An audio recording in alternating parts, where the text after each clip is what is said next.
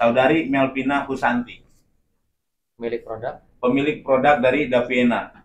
Bagaimana ya ceritanya percakapan yang betul-betul ranahnya privacy itu bisa beredar luas? Klarifikasi segera dengan somasi yang pertama. Kalau somasi yang kedua, saudari tidak melakukan klarifikasi atau membalas somasi kami pastikan akan mengambil langkah hukum yang tegas. Kami mengatakan, ya, nggak tahu aku Melvin. Ya kan tadi Melvin nanya aku sebagai orang yang bisa telaah. Di bawahnya lagi, klien kami pun, itu urusan Melvin sama dia. Itu di luar kuasaku. Yang pokoknya lihat aja track record dia. Kalau dia bersuara, nggak ada satupun yang nggak terjadi dan hancur. Makanya jangan cari musuh sama dia. Kalau memang Anda dirugikan, Anda diperas, silahkan bawa dokumennya, silahkan Anda mau melakukan upaya hukum apa. Tapi kalau tidak, ya itu juga harus diklarifikasi. Karena ini menyangkut nasib nama baik seseorang loh. Ya, terima kasih rekan-rekan sudah hadir pada malam ini. Jadi yang ingin saya sampaikan ada dua. Satu terkait dengan tentunya edukasi kepada masyarakat tentang gaduhnya ya produk-produk skincare yang beredar di masyarakat. Perlu diketahui bahwa apa yang diduga oleh masyarakat bahkan oleh pihak-pihak tertentu bahwa memang ada produk-produk skincare yang overclaim atau mengandung bahan-bahan berbahaya, itu benar adanya. Apa yang saya sampaikan ini tentunya berdasarkan fakta pada saat kami kemarin dipanggil, diundang resmi ya di Komisi 6 DPR RI untuk didengar oleh para wakil rakyat. Kami juga datang pada saat itu bersama Ketua Badan Perlindungan Konsumen Nasional Republik Indonesia. Kami juga hadir bersama para korban-korban akibat daripada produk-produk skincare yang diduga mengandung bahan-bahan berbahaya, dan di situ juga hadir ada yang kita kenal yaitu Doktif ya. Di sana setelah berinteraksi tanya jawab, baik anggota dewan, ketua pimpinan sidang, ketua Badan Perlindungan Konsumen Nasional dan juga para korban hadir itu berinteraksi. Bahkan sempat kami melihat Doktif membuka tentunya atas persetujuan semua ya di dalam ruang sidang itu, membuka satu produk yang diduga milik DRL yang diduga tidak sesuai dengan standarisasi atau tidak sesuai dengan apa yang diiklankan gitu. Nah, perlu diketahui juga saya melihat dengan adanya peristiwa gaduh seperti ini tidak menutup kemungkinan ya para pengusaha pemilik skincare yang sudah meraup duit yang banyak sekali dari masyarakat sehingga dia bisa flexing ya, bisa pamer ini pamer itu, yang dimana kemungkinan besar juga dapat diduga konsumen yang menjadi korban, merugikan kesehatan para konsumen. Kami melihat ini ke depan tidak menutup kemungkinan para pemilik usaha skincare ini akan melempar tanggung jawabnya. Ketika ini ramai, betul-betul banyak korban berbondong-bondong melapor, baik itu ke BPOM atau ke Badan Perlindungan Konsumen Nasional, saya melihat ada indikasi bahwa para pengusaha skincare tentu akan melempar kesalahan ini kepada pabrik. Yang dimana sepengetahuan saya bahwa ada kesepakatan atau MOU antara pemilik produk skincare dan pemilik pabrik yang membuat skincare tersebut. Di situ setahu saya, ya sepengetahuan kami, itu jelas ada satu kesepakatan. Misalnya si pengusaha skincare pesan dengan pabrik, saya pesan dong obat jerawat kandungannya ini, oke, sepakatin bikin. Saya pesen dong produk untuk pencerahan kandungannya ini, oke, diproduksi gitu kan. Nah, namun demikian ini perlu diketahui bahwa setelah misalnya nih ya, pengusaha skincare sepakat dengan segala sesuatu dengan pihak pabrik, lalu pabrik membuat pesanan misalnya 100.000 piece atau 1.000 piece lah ya, katakan 1.000 piece produk yang apa namanya dipesan oleh para pengusaha skincare ini, seharusnya itu diperiksa kembali di lab oleh si pengusaha skincare. Kenapa? Karena ketika nanti ada produk yang overclaim, ada produk yang mengandung bahan berbahaya, tentunya masyarakat kan taunya produknya siapa, produknya pengusaha namanya siapa, kan begitu. Karena mereka membelinya dari reseller atau membelinya langsung secara live melalui media sosial. Nah, ini juga yang kami harapkan ke depan, para pengusaha skincare tentunya juga menjaga dirinya, melindungi dirinya. Ketika dia pesan, begitu barang datang, diperiksa lagi, masukin di lab. Ini saya ajarin supaya apa? Supaya tidak merugikan konsumen. Ya, ini saya ajarin nih para pengusaha skincare supaya tidak merugikan konsumen. Setelah pesan barang datang, dicek lab lagi sebelum diedarkan, sebelum dijual ke masyarakat. Sehingga ketika memang ada bahan-bahan berbahaya atau kandungan-kandungan yang tidak sesuai, itu bisa dikembalikan lagi ke pabrik. Sehingga nggak ada tuh yang harus dikorbankan atau dirugikan. Jangan seperti kayak sekarang amburadul. Ya. Pengusaha pesan ke pabrik bikin, pabrik kirim ke pengusaha tanpa mungkin tanpa ngecek kembali lewat laboratorium, langsung diedarkan. Akhirnya apa? Masyarakat jadi korban. Nah, di sini saya menghimbau para skincare, pengusaha skincare ya, sebaiknya kalian itu betul-betul menjaga nama baik kalian dan menjaga kesehatan daripada masyarakat yang membeli produk kalian. Dengan cara apa? Dengan cara seperti itu.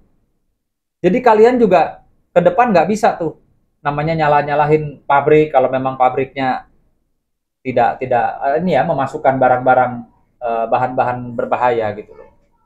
Ini merupakan kontrol yang baik untuk pabrik maupun untuk pengusaha, sehingga jatuh ke masyarakat.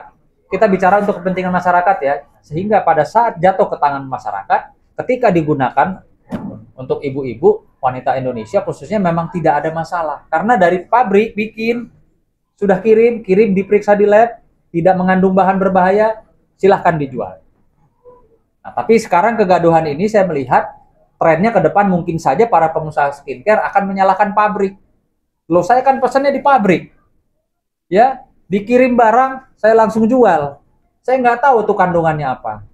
Ingat, kalian nggak bisa bilang kalian nggak tahu kandungannya apa. Wong kalian udah sepakat kok, kalian pesan produknya ini, masalah bahannya, ingredientnya seperti apa kalian sepakati. Nah, jadi apa yang saya sampaikan barusan ini tentunya kami mengedepankan kepentingan masyarakat. Ya, saya menghimbau kepada para skincare, pengusaha skincare, untuk kepentingan masyarakat atau konsumen, tolong silahkan dicek kembali ketika kalian memesan produk, dicek kembali tuh di laboratorium. Untuk apa? Ya untuk kebaikan kalian, untuk kebaikan masyarakat Indonesia khususnya. Itu satu. Lalu kedua, dalam hal ini yang ingin saya sampaikan, ada seorang pengusaha skincare yang kami lihat, kami dengar infonya juga ikut merasa dirinya dirugikan atau merasa dirinya diperas oleh Nikita Mirzani dan juga rangkaiannya teman-temannya, yaitu klien kami.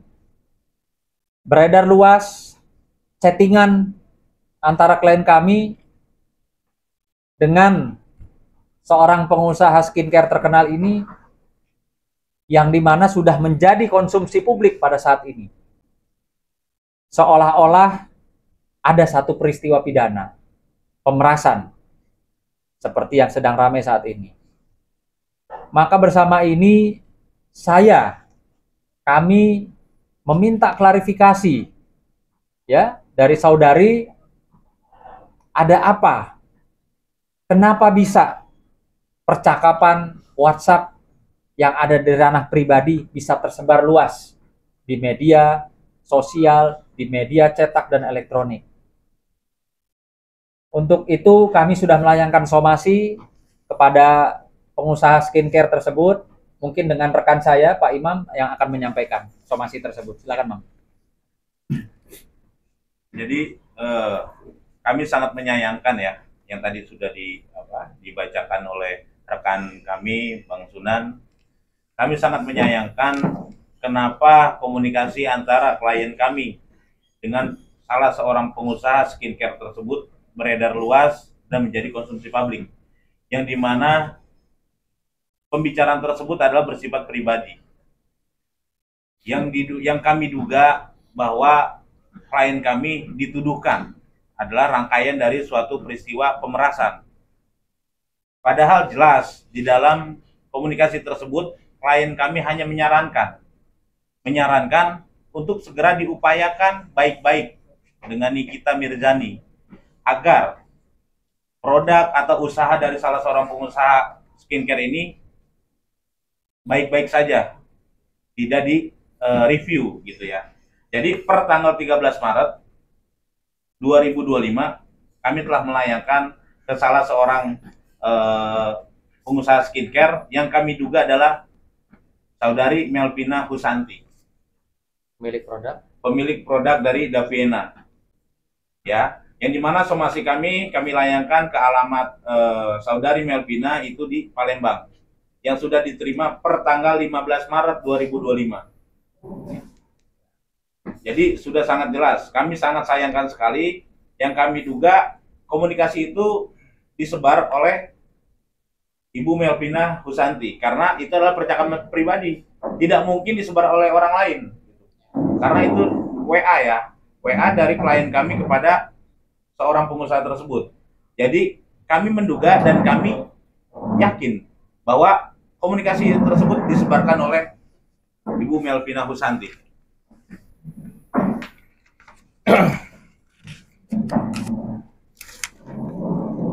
Ya, jadi saya sebagai tim hukum dari Kantor Hukum Sunan Kalijaga, dan somasi ini sudah pertama kali somasi dan belum direspon ya kepada Ibu Melvina Husanti. Kami akan kirimkan lagi somasi yang kedua ya kepada saudari, jangan bercanda ya. Karena klien kami ini punya profesi yang mana dia juga merasa bahwa ini sangat merugikan dirinya. Opini yang sesat di masyarakat itu menjadi konsumsi yang negatif, sehingga merugikan klien kami secara nama baiknya dan juga usahanya.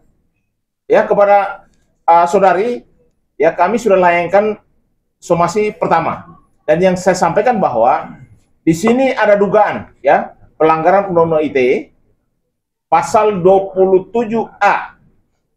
Setiap orang dengan sengaja menyerang kehormatan atau nama baik orang lain dengan cara menuduh suatu hal dengan maksud supaya hal tersebut diketahui umum dan bentuk informasi elektronik atau dokumen elektronik yang dilakukan melalui sistem elektronik. Pasal 45 ayat 4. Setiap orang yang dengan sengaja menyerang kehormatan atau nama baik orang lain dengan cara menuduhkan suatu hal dengan maksud supaya hal tersebut diketahui umum dalam bentuk informasi elektronik dan atau dokumen elektronik yang dilakukan melalui sistem elektronik sebagaimana dimaksud dalam pasal 27A dengan pidana penjara paling lama 2 tahun dan denda 400 juta rupiah. Ini somasi pertama ya, dan kami harapkan kepada saudari supaya saudari segera merespon dan mengklarifikasi terkait pemberitaan yang sekarang lagi viral. Percakapan yang dimunculkan di media sosial ya, ini sangat merugikan klien kami, baik usahanya dan juga nama baiknya. Dan saudara pasti kami akan tuntut klarifikasi segera dengan somasi yang pertama. Kalau somasi yang kedua, saudari tidak melakukan klarifikasi atau membalas somasi kami pastikan akan mengambil langkah hukum yang tegas. Ya, karena hal ini sangat merugikan klien kami. Kami minta kepada saudari untuk taat, ya, dan juga kami minta juga supaya segera mengklarifikasi apa yang terjadi di dunia media sosial ini, ya. Karena komunikasi itu komunikasi privat yang tidak boleh disebarkan ke publik. Yang mana ketika disebarkan ke publik, artinya kan dari handphone siapa? Makanya kenapa kami harus minta klarifikasi? Lewat, ini produk hukum ya, kami sudah somasi. Artinya ketika saudari tidak menanggapi somasi kami pastikan bahwa saudari pasti kami akan tuntut ya secara hukum pidana maupun perdata. Karena secara nama baik klien kami, baik itu usahanya, baik dirinya sendiri merasa sudah sangat tercemar, bahkan profesinya. Ya, itu saya dari saya. Terima kasih. Jadi ada tambahan sedikit terkait masalah komunikasi antara klien kami dengan seorang pengusaha tersebut. Jelas di sini ya. Ini saya ambil screenshot yang beredar nih. Screenshot saya ambil dari video-video yang beredar di media elektronik maupun online. Jelas klien kami mengatakan, ya nggak tahu aku Melvin. Ya kan tadi Melvin nanya aku sebagai orang yang bisa telaah. Di bawahnya lagi klien kami pun itu urusan Melvin sama dia, itu di luar kuasaku. Yang pokoknya lihat aja track record dia. Kalau dia bersuara, nggak ada satupun yang nggak terjadi dan hancur. Makanya jangan cari musuh sama dia. Artinya ini tanggapan. Tanggapan karena dia diminta. Ya, diminta oleh seorang pengusaha yaitu Melvina ini. Jadi, tetapi apa yang disajikan, yang kami duga disajikan oleh Melvin ini, seolah-olah klien kami adalah seorang dokter loh, yang mengesampingkan suatu kesehatan masyarakat, menutup mata loh terkait kesehatan masyarakat. Ini yang kami minta klarifikasinya. Klien kami sangat mengalami kerugian baik secara material maupun imaterial. Karena dia sebagai dokter yang memang profesi ini adalah profesi yang mulia, ya. Seolah-olah dengan beredarnya komunikasi tersebut, klien kami menutup kesehatan masyarakat untuk suatu produk yang memang tidak benar gitu. Itu aja dari saya. Penegasan klien abang itu kalau boleh tahu siapa klien abang? Cuma satu kok klien saya. Iya siapa? Nah, semua orang udah tahu lah. Oh ya. Dokter O. Ya bisa dibilang begitu. Ya yang pasti kami serius ya meminta klarifikasi dari saudari Melvina ya untuk dapat menjelaskan bagaimana ya ceritanya percakapan yang betul-betul ranahnya privasi itu bisa beredar luas. Dan saya juga ingin menanyakan apakah saudari betul-betul merasa ya atau sudah memberikan sesuatu kepada seseorang sehingga bisa dikategorikan Anda itu saudari sebagai korban dari pemerasan. Ya, tolong diklarifikasi segera agar tidak menjadi simpang siur, agar tidak menjadi suatu fitnah di masyarakat. Kalau memang Anda menjadi korban, ya buktikan. Ya, apakah Anda sudah mentransfer, apakah Anda sudah memberikan, apakah Anda punya rekaman-rekaman apa gitu ya. Jadi supaya nggak jadi fitnah. Karena ini nggak bagus gitu loh. Itu saja dari kami minta segera klarifikasinya. Ya. Karena sampai kapanpun ketika Anda tidak mengklarifikasi, kami akan kejar terus. Yes. Kami akan kejar terus sampai ya semua jadi terang benderang. Ya. Sudah berarti ini kan mau melayangkan langsung ke kedua ya. Iya. Nah, kalau memang tidak ada respon juga apakah akan melaporkan atau Ya nanti kita lihat ke depan ya. Kita lihat ke depan seperti apa. Tapi yang pasti paling tidak kan masyarakat harus tahu. Karena ini sudah percakapan ini chat ya, sudah dilempar ke masyarakat, maka masyarakat juga harus tahu apakah benar-benar ini menjadi korban ya atau apa ini gitu. Atau ada apa ini di balik ini semua? Kok bisa beredar percakapan yang ranahnya privasi? Sama seperti saya sama Bang Nahak nih. Ya, ada percakapan. Terus tiba-tiba muncul di sosial media, muncul di teman-teman wartawan. Itu dari mana asalnya? Apa saya yang sengaja menyebarluaskan? Apa Bang Nahak sengaja menyebarluaskan? Nah, itu perlu diketahui untuk apa juga kepentingannya gitu. Atau mau ingin menggiring opini bahwa seolah-olah oh memang kerjaan klien kita itu ya seperti itu kerjaannya. Kemarin sama dokter apa namanya RG ya. Nah, terus sekarang sama si pengusaha skincare ini Melvina gitu kan seolah-olah. Nah, jadi tolong klarifikasi. Kalau memang Anda dirugikan, Anda diperas, silahkan bawa dokumennya, silahkan Anda mau melakukan upaya hukum apa. Tapi kalau tidak, ya itu juga harus diklarifikasi. Karena ini menyangkut nasib nama baik seseorang loh. Ya, nggak boleh seperti ini. Bang, ada apa bang? Yang pertama kan tanggal 15 nih bang, 15 Maret. Yang kedua ini apa? Apa no? Somasi pertama itu tanggal 13 Maret ya. Oh, 13 Maret. Nah, tapi karena ngirimnya itu ke Palembang, jadi baru diterima tanggal 15 Maret. Yang dimana memang somasi pertama ini kami kasih waktu 5 kali 24 jam sejak diterimanya somasi pertama ini.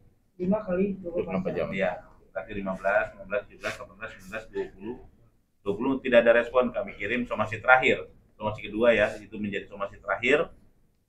Kalau memang tidak ada itikat baik juga ya, tentunya kami akan koordinasi juga melakukan upaya hukum baik pidana maupun perdata. Ya, nanti kami akan sampaikan ke klien kan seperti apa. Oke, kalaupun ada tanggapan dari pihak Davina sendiri, bang Davina sendiri, permintaan maaf secara terbuka atau seperti apa bang? Terhadap publik segala macam seperti apa? Ya, yang pasti pertama-tama kita semua, bukan cuma kami nih, kita semua masyarakat ingin tahu apa yang sekarang ini beredar, ada percakapan, itu benar atau tidak. Atau kan bisa nih sekarang orang bikin-bikin gitu kan, ya kayak seolah-olah iya padahal bukan gitu loh. Itu ya kita pengen tahu. Dan kalau memang itu benar adanya, pertanyaan kami adalah, Anda sudah memberikan apa? Saudari sudah memberikan apa? Kepada siapa? Gitu loh, sehingga bisa dikategorikan korban pemerasan atau adanya indikasi pemerasan. Artinya di sini kita juga meminta supaya saudari Melvina ini menyampaikan sesuatu yang benar gitu loh. Untuk apa ya? Untuk semua klarifikasi. Karena ini sudah dikonsumsi publik. Ya mau nggak mau segala sesuatunya harus melalui publik, melalui media.